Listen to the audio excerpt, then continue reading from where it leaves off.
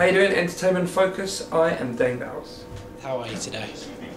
How am I today? I'm doing good today, got to be honest. The weather's kind of getting me a bit down because one day we've got great hot weather and then I decide to do something and it rains. So I took my son to Thorpe Park the other day and it rained all day, which was bad timing because every other day it's been 30 degrees. But you can't moan, it's, I'm still enjoying it. So you're promoting your new single at the moment, which is All She Needs. Tell us a bit about that single. All She Needs, very different single for me. I kind of think people were expecting me to do the whole R&B dance thing, and I just wanted to be a bit different and do something a bit more mature, something a bit more removed from what I've done in the past. And at the minute, I mean, it's going great. Everyone's reaction to it has been good. Everyone's been very kind. Like I say, a bit shocked that it is a single that they're not used to, but it's been very positive. And at the minute, I can't wait. I've got loads of road shows coming up, loads of big radio shows and festivals, and that's where I think this song's going to do great because performing it on stages is really cool. So fingers crossed, some of you will come and see it, and yeah, it will be. I can't wait. They're the fun bits, the live shows. Because the track is, as you were saying, it's not what people expected you to come out with when you came out with your first singles.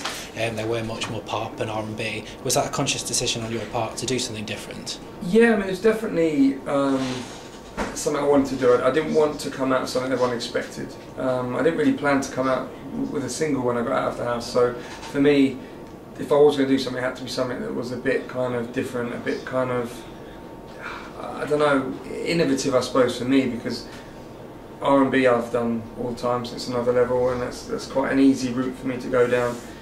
So I wanted to at least kind of push some boundaries and do something that was a bit more difficult, a bit more taxing. And All She Needs is definitely that. It's like I say, everyone didn't expect it, so it's kind of hitting different markets, which is good. It's great, you know. It's good to kind of keep things moving, and All She Needs is definitely the single that's going to do that for me.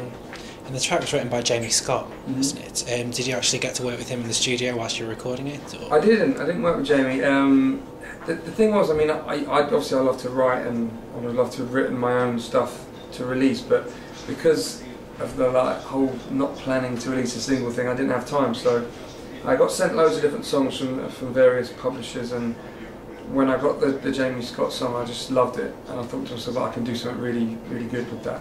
I love his sound anyway. He brings something a bit different to songs, and I kind of wanted to take it a bit further away from what he did. But he's a good artist, good singer, and at some point we're going to try and get and do some writing. Hopefully, I'll get to do an album and we can get in and do that. So speaking of an album, is there an album in the pipeline at the moment, or are you just kind of seeing? Fingers crossed, yeah. I'm always writing, and when I get time, I get in the studio. It's hard to have the time at the moment. That's the problem, but when I do get in there, it's going to be fun because I haven't got any particular plans of a music style or kind of any direction I want to take. So I can literally just go in there, work with people, and we can write whatever we want. So that's going to be fun. Like I said, nice to get with Jamie. There's a lot of writers that I've kind of met and worked with over the years that I'd like to get back in with. So I think hopefully a lot of writing trips will be coming soon. So what was it that changed your mind after you've been on Celebrity Big Brother to go back and do music? I think it's Davina's fault, really. Davina and a few other people were kind of like, you've got to release a single again, and why aren't you singing? And I don't know. I thought, well, now I've got the opportunity to.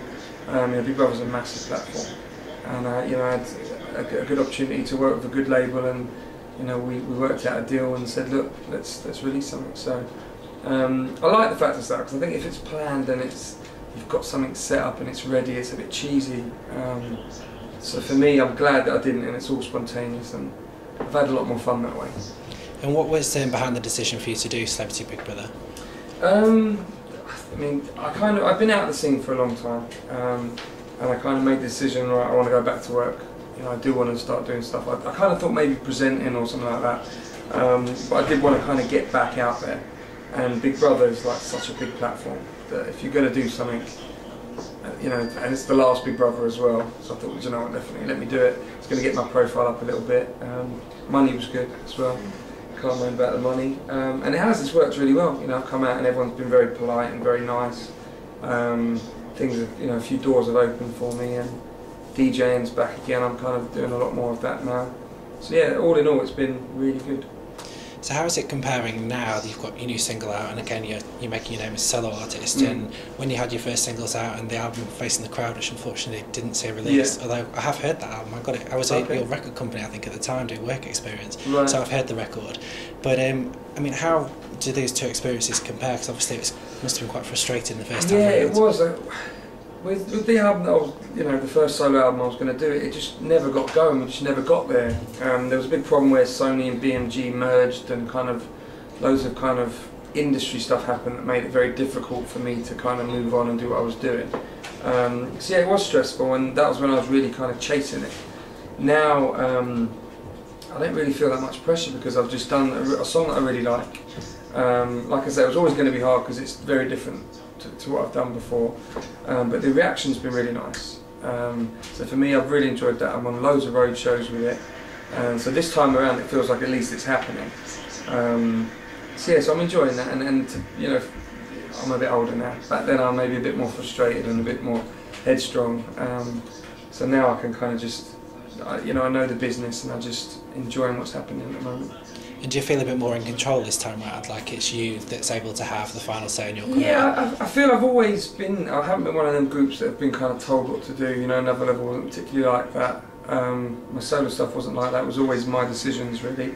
I think that the key is to kind of get with a label or management that you work well together with, and that's what I've done, because you don't want to have to battle anyone really.